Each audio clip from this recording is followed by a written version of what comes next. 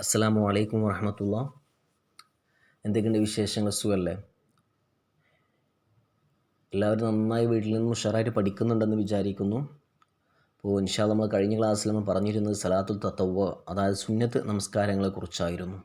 അതിൽ റവാത്തിബ് സുന്നത്ത് നമസ്കാരത്തെക്കുറിച്ച് പറഞ്ഞു. എല്ലാ ഫർള് നമസ്കാരത്തിൻ്റെ മുമ്പും ശേഷവുമായി നമസ്കരിക്കുന്ന നമസ്കാരത്തിനാണ് റവാത്തിബ് നിസ്കാരം എന്ന് പറയുന്നത്. അതിൽ മുഅക്കദായ എത്ര റക്അത്തുണ്ടെന്ന് നമ്മൾ പറഞ്ഞു കഴിഞ്ഞു. ഏതെല്ലാം നമസ്കാരത്തിലാണ് മുഅക്കദ് എന്നും ഏതെല്ലാം ഫർള് നമസ്കാരത്തിൻ്റെ ശേഷവും മുമ്പുള്ള റക്അത്തുകളിലാണ് മുഅക്കദ് എന്നുള്ളത് നമ്മൾ പറഞ്ഞു. അതുപോലെ സലാത്തുൽ ഈദൈനി, ജമാഅത്തായി നമസ്കരിക്കൽ പ്രത്യേകം സുന്നത്തുള്ള നമസ്കാരം സലാത്തുൽ ഈദൈനി. ഒരു മുസ്ലിമിനെ സംബന്ധിച്ചിടത്തോളം അവൻ്റെ രണ്ട് ആഘോഷമാണത്. ഈദുൽ ഫിത്ർ, ഈദുൽ അദ്ഹ എന്നിങ്ങനെ രണ്ട്. അത് ഏതെല്ലാം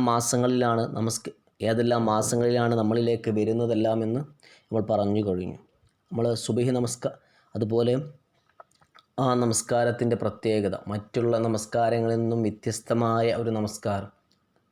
ഓരോ റക്അത്തുകളിലും തക്ബീറുകളെക്കുറിച്ച് പരിചയപ്പെട്ടു. ഒന്നാം റക്അത്തിൽ എത്ര തക്ബീർ, രണ്ടാം റക്അത്തിൽ എത്ര തക്ബീർ, ആ തക്ബീറുകൾക്കിടയിൽ എന്താണ് ചൊല്ലേണ്ടത് എന്നെല്ലാം നമ്മൾ പരിചയപ്പെട്ട് കഴിഞ്ഞു ഇൻഷാ അല്ലാഹ്. അതുപോലെ നമ്മൾ പറഞ്ഞത് തറാവീഹ് നമസ്കാരമായിരുന്നു. റമളാനിൽ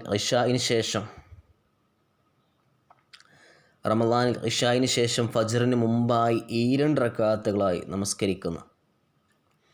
തറാവീഹ് നമസ്കാരം റമളാനിൽ ഇശായിന് ശേഷം ഫജ്റിന് മുമ്പായി 2 റക്അത്തായി നിർവഹിക്കപ്പെടുന്ന 20 റക്അത്ത് നിസ്കാരമാണ് തറാവീഹ്. അത് ജമാഅത്തായി നിർവഹിക്കലാണ് ഏറ്റവും സുന്നത്തായിട്ടുള്ളത്. ഇനി നമുക്ക് ഇൻഷാ അല്ലാഹ് പറയാൻ പോകുന്ന അൽ വിത്റാണ്. വിത്ർ നമസ്കാരം നമ്മൾ നേരത്തെ പറഞ്ഞതുപോലെ ഇശായിന് ശേഷം ഫജ്റിന് മുമ്പായി 2 റക്അത്ത്. അത് ഈ നേരത്തെ തറാവീഹ് നമ്മൾ പറഞ്ഞ് 2 റക്അത്തുകളായി 20 റക്അത്തൊന്നും ഇവിടെ അതൊന്നും പറയുന്നില്ല. ഏറ്റവും കൂടിയത് 11 റക്അത്താണ് ഇവിടെ. അത് നമസ്കരിക്കേണ്ടത് 2 റക്അത്തുകളായി. അവസാനം 11 വരുമ്പോൾ 5 × 10 പിന്നെ വരുന്നത് 1. അത് അവസാനം 1 റക്അത്ത് എന്ത് ചെയ്യുക, നമസ്കരിക്കുകയും ചെയ്യാം. പൂർണ്ണരൂപം 11 റക്അത്ത് നമസ്കരിക്കലാണ്. 2 റക്അത്തുകളായി അവസാനം 1 റക്അത്ത് നമസ്കരിച്ച് 11 റക്അത്തായി അവസാനിപ്പിക്കലാണ് പൂർണ്ണരൂപം. ഇനി ചുരുങ്ങിയത് പറയുകയാണെന്നുണ്ടെങ്കിൽ സാധാരണ നിലക്കമ്പോൾ നമസ്കരിക്കുകയാണെന്നുണ്ടെങ്കിൽ 3 റക്അത്ത്. ആദ്യം 2 റക്അത്ത് നമസ്കരിക്കുക, ശേഷം അങ്ങനെ അതിൽ നിന്നും സലാം വീട്ടി ശേഷം 1 റക്അത്ത് നമസ്കരിക്കാം.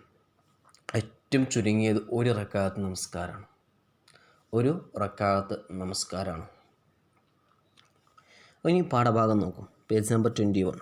അൽ വിത്റും. ഇശാഇന് ശേഷം ഫജ്റിന് മുമ്പായി നിർവഹിക്കപ്പെടുന്ന നിസ്കാരമാണ് വിത്ർ. കുറഞ്ഞത് 1 റക്അത്തും അധികരിച്ചാൽ 11 റക്അത്തുമാണ് വിത്ർ നിസ്കാരം. റമളാനിൽ അത് നമസ്കരിക്കൽ ജമാഅത്തായിട്ട് നമസ്കരിക്കലാണ് ഏറ്റവും സുന്നത്തായ കാര്യം. നമ്മൾ സാധാരണ തറാവീഹ് നമസ്കാരമൊക്കെ കഴിഞ്ഞിട്ടുണ്ടെന്നുണ്ടെങ്കിൽ 20 റക്അത്ത് പള്ളിയിൽ പോകുന്ന കുട്ടികൾക്കറിയാവുന്നതാണ്. അല്ലെങ്കിൽ ഉമ്മമാരുടെയോ ഉപ്പമാരുടെയോ ജ്യേഷ്ഠാനുജന്മാരുടെയോ കൂടെ നമസ്കരിക്കുന്ന കുട്ടികൾക്കറിയാവുന്നതാണ്. അവർ 20 റക്അത്ത് നമസ്കാരം കഴിഞ്ഞതിന് ശേഷം വീണ്ടും ഒരു 3 റക്അത്ത് നമസ്കാരം നമസ്കരിക്കുന്നതായി നമ്മുടെ ശ്രദ്ധയിൽ കാണുന്നതാണ്. അപ്പോൾ കുട്ടികൾ ശ്രദ്ധിക്കുന്ന ആളുകൾക്ക് മനസ്സിലാക്കാൻ കഴിയുന്നതാണ്. അങ്ങനെ പ്രവാചകൻ സല്ലല്ലാഹു അലൈഹി വസല്ലം തങ്ങൾ നമസ്കരിച്ചിരുന്നത് 3 റക്അത്തായിരുന്നു. ഹദീസുകൾ നമുക്ക് കാണാൻ കഴിയും. 6 റക്അത്തിൽ സബ്ബിഹിസ്മ റബ്ബിക്കൽ അഅ്ല എന്നുള്ള സൂറത്ത് ഓതും. ശേഷം രണ്ടാമത്തെ റക്അത്തിൽ ഖുൽ യാ അയ്യുഹൽ കാഫിറൂൻ എന്നുള്ള സൂറത്ത് ഓതും. പിന്നെ 3-ാം റക്അത്തിൽ സൂറത്തുൽ ഇഖ്ലാസ്, മുഅവ്വിദത്തൈനി, അതായത് ഖുൽ ഹുവല്ലാഹു അഹദ്, ഖുൽ അഊദു ബിറബ്ബിൽ ഫലഖ്, ഖുൽ അഊദു ബിറബ്ബിൻ നാസ് എന്നീ 3 സൂറത്തുകളാണ് നബി സല്ലല്ലാഹു അലൈഹി വസല്ലം തങ്ങൾ പതിവാക്കിയിരുന്നത് എന്ന് നമുക്ക് എന്ത് ചെയ്യാൻ പറ്റും, ഹദീസിൽ കാണാൻ കഴിയും. കമാ ഖാല റസൂലുള്ളാഹി സ്വല്ലല്ലാഹു അലൈഹി വസല്ലം. ഇതാണ് വിത്ർ. അപ്പോൾ വിത്രിൻ്റെ സമയം ഇശാഇന് ശേഷം ഫജ്റിന് മുമ്പായി നിർവഹിക്കപ്പെടുന്ന നിസ്കാരമാണ് ഏത്, വിത്ർ. കുറഞ്ഞത് എത്ര റക്അത്താണ്, 1 റക്അത്ത്. അധികരിച്ചാലോ 11 റക്അത്ത്. എന്നാൽ റമളാനിൽ ജമാഅത്തായിട്ട് നമസ്കരിക്കലെന്നുണ്ട് പ്രത്യേകം സുന്നത്തുണ്ട്. ഇനി നെക്സ്റ്റ് അടുത്ത പ്രധാനപ്പെട്ടൊരു നമസ്കാരമാണ് തഹജ്ജുദ്. തഹജ്ജുദ് നമസ്കാരം. തഹജ്ജുദ് നമസ്കാരം ഇശായിന് ശേഷം ഉറങ്ങിയുണർന്ന് ഫജറിന് മുമ്പായി നിസ്കരിക്കുന്നതാണ് തഹജ്ജുദ്. ഇത് ഏറ്റവും ചുരുങ്ങിയത് 2 റക്അത്താണ്.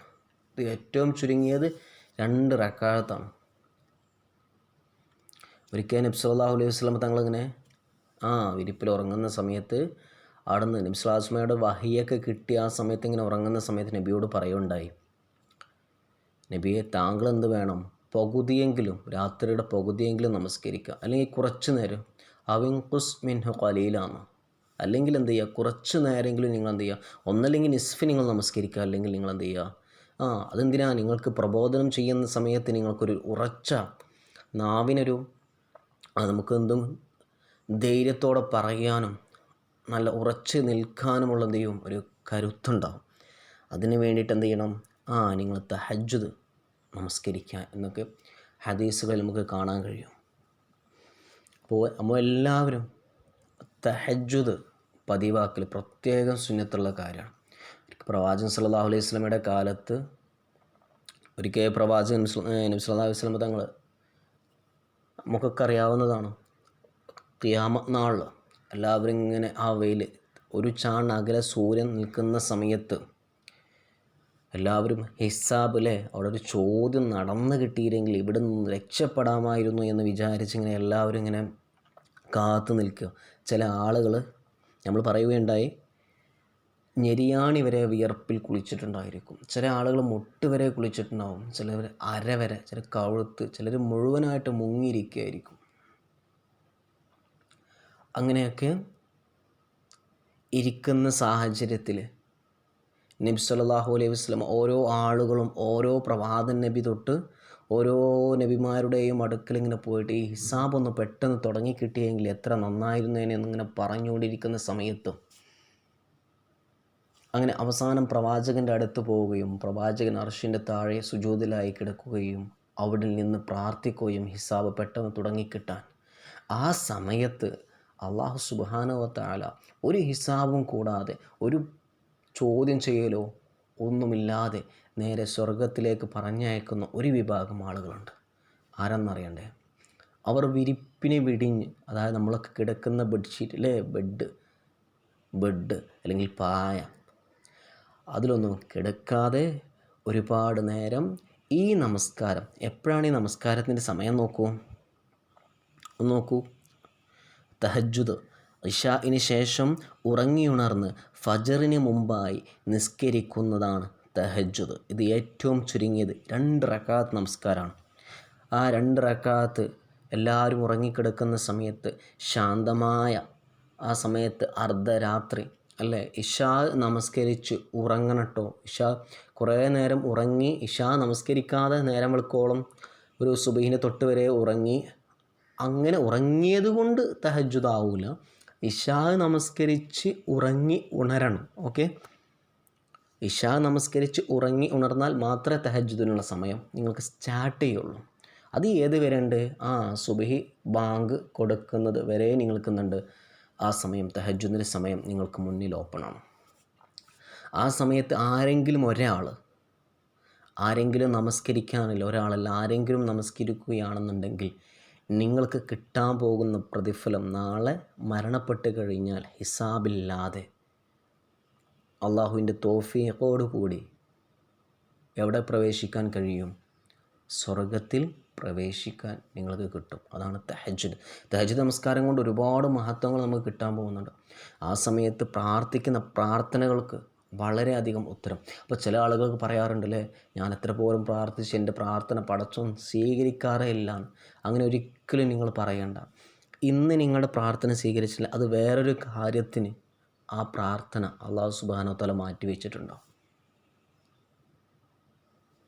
അപ്പോൾ എൻ്റെ പ്രാർത്ഥന സ്വീകരിച്ചിട്ടില്ല എന്ന് കരുതി നിങ്ങളാരും വിഷമിക്കേണ്ട. അത് പിന്നീട് അല്ലാഹു സുബ്ഹാനഹു വ തആല നമുക്ക് എന്ത് ചെയ്യും? ആ ഒരു പ്രാർത്ഥനയ്ക്ക് മറ്റു രീതിയിൽ നമുക്ക് ഉത്തരം നൽകുന്നതായിരിക്കും. അപ്പോൾ എല്ലാവരും എന്ത് ചെയ്യുക, ഇനി ഇന്ന് മുതൽ അത് നമസ്കരിക്കണം എന്നുണ്ടെങ്കിൽ തഹജ്ജുദ് നമസ്കരിക്കണം. ആ സുബഹി ബാങ്ക് കൊടുക്കുന്നതിന് 10 ആ സമയത്തൊക്കെ ശൈത്താൻ നമ്മുടെ അരികിൽ വന്ന് ഉറങ്ങാൻ ഉണരാൻ സമ്മതിക്കാതെ ഉറങ്ങിക്കോളൂ എന്ന് പറയുന്ന ഒരു നേരമുണ്ട്. ഭയങ്കര മടിയായിരിക്കും. ആ മടിയിൽ നിന്നെല്ലാം ഒഴിവാവണമെന്നുണ്ടെങ്കിൽ നമ്മൾ ഉറങ്ങുന്ന സമയത്ത് കുറച്ച് കാര്യങ്ങൾ ശ്രദ്ധിക്കാനുണ്ട്. കിടക്കാൻ പോകുന്ന സമയത്ത്, ഉറങ്ങുന്ന സമയത്ത് ഒരു ഇഖ്ലാസൊക്കെ ഓതി, ഒരു 3 ഇഖ്ലാസ്, ഖുൽ ഹുവല്ലാഹു എന്നുള്ള സൂറത്ത് നിങ്ങൾക്കറിയാലോ അല്ലേ, ഖുൽ ഹുവല്ലാഹു അഹദ് അല്ലാഹു സ്വമദ്, ഇഖ്ലാസ് സൂറത്ത്, അതും മുഅവ്വിദത്തൈനി, അതായത് ഖുൽ അഊദു ബിറബ്ബിൽ ഫലഖ്, ഖുൽ അഊദു ബിറബ്ബിൻ നാസ് ഓതി, ഒരു സുബ്ഹാനല്ലാഹ് ഒരു 33 പ്രാവശ്യം ചൊല്ലി, സുബ്ഹാനല്ലാഹ് അൽഹംദുലില്ലാഹ് അല്ലാഹു അക്ബർ, ഹംദും സ്വലാത്തൊക്കെ ഓതിയിട്ട് എന്ത് ചെയ്യാം, അതൊക്കെ ഓതി ഉറങ്ങാൻ കിടക്കുന്ന സമയത്തുള്ള ദിക്റുകളൊക്കെ എല്ലാം ചൊല്ലി അവസാനം സൂറത്ത് തൗബയുടെ അവസാനത്തെ 2 ആയത്തുണ്ട്. സൂറത്ത് തൗബയുടെ അവസാനത്തെ 2 ആയത്ത് ഓതി കിടന്നിട്ടുണ്ടെന്നുണ്ടെങ്കിൽ ആ സമയത്ത്, ആ സുബഹിൻ്റെ സമയത്ത് നമുക്ക് കറക്റ്റായിട്ട് നമുക്ക് എന്ത് ചെയ്യാൻ പറ്റും, ഒരു 10-20 മിനിറ്റ് മുന്നേ ഈ ലക്ഷ്യം വെച്ച് തഹജ്ജുദ് നമസ്കരിക്കണം എന്നുള്ള മനസ്സിലെ ലക്ഷ്യം ആത്മാർത്ഥതയോട് കൂടിയിട്ടാണ് അവന് കാര്യങ്ങളൊക്കെ ചെയ്തത് എന്നുണ്ടെങ്കിൽ നിങ്ങളൊരു ദിവസം ഒരാളൊന്ന് പരീക്ഷിച്ച് നോക്കൂ. നിങ്ങൾ ഉണരും, കറക്റ്റ് ആ സമയത്ത് ഉണരും. അപ്പോൾ ഈ പ്രതിഫലമൊക്കെ മനസ്സിൽ കണ്ട് അല്ലെങ്കിൽ ഒരു ബുദ്ധിമുട്ടൊന്ന് ആലോചിച്ച് നോക്കൂ.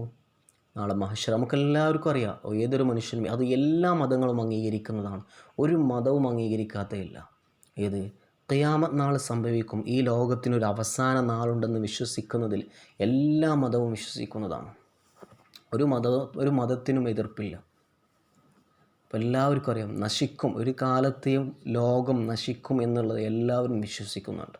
അത് എന്ന്, എപ്പോൾ, എങ്ങനെ എന്നുള്ളതൊന്നും ആർക്കും അറിയില്ല. എല്ലാവർക്കും ഒരു ചില അടയാളങ്ങൾ മാത്രമേ അറിയുള്ളൂ. ഓരോ മതത്തിനും അവരുടേതായ പ്രബോധകർ അവർക്ക് നൽകിയ അടയാളങ്ങൾ മാത്രമേ അവർക്ക് അറിയാൻ സാധിക്കുകയുള്ളൂ.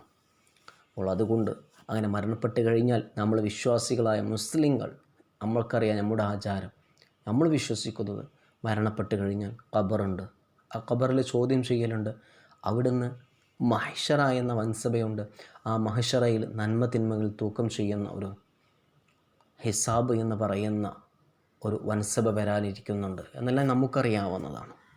അപ്പോൾ തഹജ്ജുദ് നമസ്കാരം പതിവാക്കിയ ഒരുത്തനിക്ക് ഈ പറയുന്ന അല്ലാഹു തആലയുടെ ഹിസാബില്ലാതെ അവനക്ക് സ്വർഗത്തിലേക്ക് പ്രവേശിക്കാൻ കഴിയുന്നതാണ്. അല്ലാഹു തൗഫീഖ് നൽകട്ടെ. ആമീൻ എന്ന് പറയൂ. നെക്സ്റ്റ് നമ്മൾ പറയുന്നത് ളുഹാ നമസ്കാരമാണ്.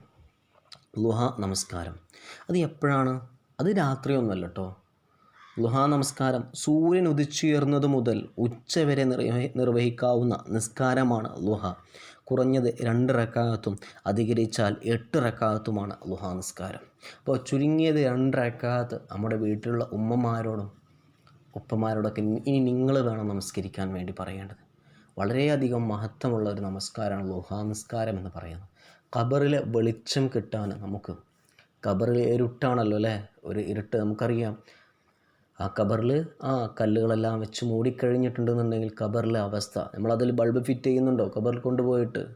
ഇല്ല, ഒന്നുമില്ല. ഒരു ഇലക്ട്രീഷ്യൻ വർക്കും നമ്മളെവിടെ നടത്തുന്നില്ല, ഖബറിൽ നടത്തുന്നില്ല. അവിടെ ഇരുട്ടാണ്, കുരിരുട്ടാണ് ഖബറിനുള്ളിൽ. അവിടെയാണ് നമ്മളെ കിടത്തി വരുന്ന സമയത്ത് ഒരുപാട് ആളുകൾ നമ്മളെ കൊണ്ടുപോയി നല്ല ഉഷാറായി അവിടെ കിടത്തി പോരുകയാണ്. അങ്ങനെ അതാണ് നമ്മുടെ മണിയറ, അതാണ് യഥാർത്ഥത്തിൽ നമ്മുടെ മണിയറ. ആ മണിയറ വെളിച്ചം വരണമെന്നുണ്ടെങ്കിൽ നമ്മളെന്ത് വേണം? അള്ളാഹുവിന് വേണ്ടി ഇബാദത്ത് ചെയ്യണം. ഹദീസുകൾ കാണുന്നുണ്ട്, ളുഹാ നമസ്കാരം കൊണ്ട് നമസ്കാരം പതിവാക്കി കഴിഞ്ഞാൽ അവൻ്റെ ഖബറിൽ വിശാലതയും അതുപോലെ ഖബറിൽ വെളിച്ചവും അവനക്ക് എന്താകും? അനുഭവപ്പെടുന്നതായിരിക്കും. നമ്മളുടെ ഉമ്മമാരൊക്കെ, നിങ്ങളൊരു കാലത്ത് ഈ കൂട്ടത്തിൽ പറയുന്ന ആളുകൾക്ക് ഉമ്മമാരാവും, അന്ന് പണിയുടെ കാര്യം പറഞ്ഞ് ളുഹ ഒഴിവാക്കുന്ന ഒരുപാട് ആളുകളുണ്ട്. അപ്പോൾ കുറച്ച് സമയം 5 മിനിറ്റ് ഇതിനു വേണ്ടി മാത്രം, നമസ്കാരത്തിന് വേണ്ടി മാറ്റി വെച്ചാൽ നിങ്ങൾ ഇപ്പോഴേ ശീലിക്കുകയെന്നുണ്ടെങ്കിൽ പിന്നീട് നിങ്ങൾക്കതൊരു ബുദ്ധിമുട്ടായി തോന്നും. അത് പിന്നീട് നിങ്ങളുടെ ജീവിതത്തിൽ ഇങ്ങനെ നിലനിർത്തിക്കൊണ്ടേയിരിക്കും. അപ്പോൾ ളുഹയുടെ കാര്യം നിങ്ങൾ ഓരോരുത്തരും പ്രത്യേകം ശ്രദ്ധിക്കുക. ഓരോ നമസ്കാരത്തിനും അതിൻ്റേതായിട്ടുള്ള മഹത്വവും പ്രതിഫലവും അല്ലാഹു സുബ്ഹാനഹു വ തആല നൽകുന്നുണ്ട്. ലുഹയുടെ സമയം സൂര്യൻ ഉദിച്ചുയർന്നത് മുതൽ ഉച്ചവരെ നിർവഹിക്കാവുന്ന നിസ്കാരമാണ് ലുഹ. കുറഞ്ഞത് 2 റക്അത്തും അധികരിച്ചാൽ 8 റക്അത്തുമാണ് ലുഹ നിസ്കാരം. അപ്പോൾ നിങ്ങൾ നോക്കി വെക്കേണ്ടത് ഓരോ നമസ്കാരം പറയുന്ന സമയത്ത് എത്ര റക്അത്താണ് ചുരുങ്ങിയത്, കൂടിയത് എത്രയാണ്, അതിൻ്റെ സമയം എപ്പോഴാണ്, അത്രമാത്രം നിങ്ങൾ എന്ത് ചെയ്യുക, മനസ്സിലാക്കി വെക്കുക. നെക്സ്റ്റ് പറയുന്നത് തഹിയ്യത്താണ്. പള്ളിയിൽ പ്രവേശിച്ചാൽ ഇരിക്കുന്നതിന് മുമ്പായി നിർവഹിക്കേണ്ട 2 റക്അത്ത് നിസ്കാരം. നമ്മളൊക്കെ പള്ളി പോവാറുണ്ടല്ലേ, അത് അസർ നമസ്കാരത്തിന് ശേഷമാണെന്നുണ്ടെങ്കിൽ വേണ്ട. അസറിൻ്റെ സമയത്താണ് നിങ്ങൾ പള്ളിയിൽ കയറുന്നുണ്ടെങ്കിൽ ആ സമയത്ത് വേണ്ട, അത് കറാഹത്താണ് ആ സമയത്ത് നമസ്കരിക്കൽ. പള്ളിയിൽ പ്രവേശിച്ചാൽ ഇരിക്കുന്നതിന് മുമ്പായി നിർവഹിക്കേണ്ട 2 റക്അത്ത് നിസ്കാരമാണ് തഹിയ്യത്ത്. എന്നാൽ മക്കയിലെ മസ്ജിദുൽ ഹറാമിൽ പ്രവേശിച്ചാൽ തഹിയ്യത്ത് നിസ്കരിക്കുന്നതിന് പകരം തവാഫ് ചെയ്യുകയാണ് വേണ്ടത്. അപ്പോൾ ഒരു സ്ഥലത്ത് മാത്രമേ ഉള്ളൂ തഹിയ്യത്തിന് പകരം തവാഫ് ചെയ്യുക. ഈ 3 നിസ്കാരങ്ങളിലും ജമാഅത്ത് സുന്നത്തില്ല. അപ്പോൾ തഹിയ്യത്തിൽ വേണ്ട, ലുഹയിൽ വേണ്ട, അതുപോലെ തഹജ്ജുദിൽ വേണ്ട, സുന്നത്ത് നമസ്കാരം. എന്തിനാണ് ഈ തഹിയ്യത്ത് നമസ്കരിക്കുന്നത് പള്ളിയിൽ പോകുമ്പോൾ? നമ്മളെല്ലാവരും വിരുന്നിന് പോകുന്ന സമയത്ത് അല്ലേ, നമ്മുടെ വീട്ടിലേക്ക് ഒരു വിരുന്നുകാരൻ വരുന്ന സമയത്ത് നമുക്ക് എന്ത് ചെയ്യും, ഒരു സന്തോഷത്തിന് വേണ്ടിയിട്ട് എന്തെങ്കിലുമൊക്കെ അവർ നമ്മുടെ വീട്ടിലേക്ക് വരുന്ന സമയത്ത് പൊതിയാക്കി അവർ കൊണ്ടുവരും അല്ലേ, എന്തെങ്കിലുമൊക്കെ ഒരു ബേക്കറി ആയിട്ട് ചിലപ്പോൾ കൊണ്ടുവരും, അല്ലെങ്കിൽ ഫ്രൂട്ട്സ് കൊണ്ടുവരാം. ആരാണെന്നുണ്ടെങ്കിൽ നമ്മുടെ വീട്ടിലേക്ക് വരുന്ന സമയത്ത്, ഒരു ഗസ്റ്റ് വരുന്ന സമയത്ത് കൊണ്ടുവരുന്നതാണ് അല്ലേ. അപ്പോൾ അതുപോലെ നമ്മൾ അള്ളാഹു സുബ്ഹാനഹുവ ഭവനത്തിലേക്ക് പോകുമ്പോൾ അള്ളാഹുവിൻ്റെ ഗസ്റ്റാണ് നമ്മൾ. അപ്പോൾ ആ സമയത്താണ് ആ ഗസ്റ്റ് സമ്മാനമായി അള്ളാഹുവിന് കൊടുക്കുന്ന 2 തഹിയ്യത്ത് അല്ലേ, 2 റക്അത്ത് നമസ്കാരം. അത് നമ്മൾ എന്ത് ചെയ്യണം, പള്ളിയിൽ കയറുന്ന സമയത്ത് എല്ലാവരും പതിവാക്കാൻ വേണ്ടി പ്രത്യേകം ശ്രദ്ധിക്കണം. അപ്പോൾ ഇത്രയും കാര്യങ്ങളാണ്. ഇനി നെക്സ്റ്റ് പേരെഴുതാം. 1 ഫർള് നിസ്കാരങ്ങൾക്ക് മുമ്പും ശേഷമുള്ള സുന്നത്ത് നിസ്കാരം. അത് ഏതാണ്? അതിന് പറയുന്ന പേര് റവാത്തിബ് അല്ലേ. നെക്സ്റ്റ് റമളാനിലെ പ്രത്യേക നിസ്കാരം. റമളാനിലെ പ്രത്യേക നിസ്കാരം ഏതാണ്? തറാവിയാണോ വിത്രാണോ? തറാവീഹ് നമസ്കാരം. പള്ളിയിൽ പ്രവേശിച്ചാൽ സുന്നത്തുള്ള നിസ്കാരം ഏതാണ്? പള്ളിയിൽ പ്രവേശിച്ചിട്ടുണ്ടെങ്കിൽ തഹിയ്യത്ത് നിസ്കാരം. ഇശാഇന് ശേഷം ഉറങ്ങി ഫജ്റിന് മുമ്പായി നമസ്കരിക്കുന്ന നിസ്കാരം ഏതാണ്? തഹജ്ജുദ് നിസ്കാരം. പറയാം, രണ്ടാമത്തത് പറയാം എന്നുള്ളത്. അതിലൊന്ന് മുഅക്കദായ റവാത്തിബ് സുന്നത്ത് നിസ്കാരങ്ങൾ ഏതെല്ലാമാണ്? മുഅക്കദായ, അത് നമ്മൾ ആദ്യം പറഞ്ഞിട്ടുണ്ട്. മുഅക്കദായ സുന്നത്ത് നമസ്കാരങ്ങൾ 10 റക്അത്തുണ്ട്. ളുഹറിൻ്റെ ശേഷവും മുമ്പും 2 വീതം, മഗ്‌രിബിൻ്റെയും ഇശാഇൻ്റെയും ശേഷം 2 വീതം, സുബ്ഹ്ക്ക് മുമ്പ് 2 എന്നിവയാണ് മുഅക്കദായ സുന്നത്ത് നിസ്കാരങ്ങൾ എന്ന് പറഞ്ഞിട്ടുണ്ട്. പെരുന്നാൾ സുദിനങ്ങളിൽ ചൊല്ലേണ്ട തക്ബീർ ഏതാണ്? അല്ലാഹു അക്ബർ അല്ലാഹു അക്ബർ അല്ലാഹു അക്ബർ ലാ ഇലാഹ ഇല്ലല്ലാഹ് അല്ലാഹു അക്ബർ വലില്ലാഹിൽ ഹംദ് എന്നാണ്. നെക്സ്റ്റ് ഒരു കുറിപ്പ് ഇതാണ്, സ്വലാത്തുൽ ഈദൈൻ. നിങ്ങൾക്ക് എന്താണ് സ്വലാത്തുൽ ഈദൈനെ കുറിച്ചിട്ട് അറിയാം? അതായത് പെരുന്നാൾ നമസ്കാരങ്ങൾ 2 നമസ്കാരമുണ്ട്. 2 നമസ്കാരത്തെക്കുറിച്ചൊരു കുറിപ്പ് ചെയ്തു. എന്തെല്ലാം കാര്യങ്ങൾ നിങ്ങൾക്ക് ഉൾക്കൊള്ളിക്കാൻ കഴിയും അതെല്ലാം ഉൾക്കൊള്ളിച്ചിട്ട് എന്ത് ചെയ്യാം, സലാത്തുൽ ഈദൈനെ കുറിച്ച് എഴുതുക. അതുപോലെ ളുഹാ നമസ്കാരത്തെക്കുറിച്ചും ഒരു കുറിപ്പ് എഴുതുക. പുസ്തകത്തിലുള്ള അതുപോലെ അങ്ങോട്ട് എഴുതിയെടുക്കരുത് കേട്ടോ. ളുഹാ നമസ്കാരം സൂര്യൻ ഉദിച്ചത് മുതൽ ഉച്ചവരെയാണ് നിർവഹിക്കുന്ന സമയം. ഒരുപാട് ആളുകൾ നമസ്കരിക്കാറുണ്ട്. അതിനുള്ള പ്രത്യേക പ്രതിഫലം അല്ലാഹു സുബ്ഹാനഹു വ തആല നൽകുന്നതാണ് ഓരോ നമസ്കാരത്തിനും. അങ്ങനെ നിങ്ങൾക്ക് ശൈലിയിൽ നിങ്ങൾക്ക് അറിയാവുന്ന കാര്യങ്ങൾ യൂട്യൂബിലൊക്കെ സെർച്ച് ചെയ്ത് ഒരുപാട് കാര്യങ്ങളൊക്കെ കണ്ടെത്തി നിങ്ങൾ എന്ത് ചെയ്യാം, ഓരോ നമസ്കാരം സലാത്തുൽ ഈദൈൻ എന്നൊക്കെ അടിച്ചു കൊടുത്ത് യൂട്യൂബിലൊക്കെ മലയാളത്തിൽ തന്നെ അടിച്ചു കൊടുത്താൽ ഒരുപാട് കാര്യങ്ങൾ നമുക്കറിയാൻ കഴിയും. അപ്പോൾ അതൊക്കെ കേട്ട് നല്ലൊരു കുറിപ്പ്, നമ്മൾ എസ്സേ എന്ന് പറയില്ലേ, അതുപോലെ എന്ത് ചെയ്യാം, എഴുതിയിട്ട് ഒരു പ്രബന്ധം പോലെയൊക്കെ ആക്കി ശേഷം അത് നമ്മുടെ ഗ്രൂപ്പിലേക്ക് എന്ത് ചെയ്യുക, ഗ്രൂപ്പിലേക്കല്ല, എനിക്ക് നിങ്ങൾ പേഴ്സണലായിട്ട് സെൻഡ് ചെയ്യുക. അല്ലെങ്കിൽ നമ്മുടെ വർക്ക് ഗ്രൂപ്പുണ്ട്, അതിലേക്ക് എന്ത് ചെയ്യുക, സെൻഡ് ചെയ്യുക. അപ്പോൾ ഇൻഷാ അല്ലാഹ് കൂടുതൽ ഗൂഗിൾ മീറ്റിൽ അറിയിക്കാം. അപ്പോൾ ഇത്രയും പറഞ്ഞ കാര്യങ്ങൾ നിങ്ങൾ പഠിക്കുക. എന്നാൽ ശരി, അസ്സലാമു അലൈക്കും വറഹ്മത്തുള്ളാഹി തആല വബറകാതുഹു.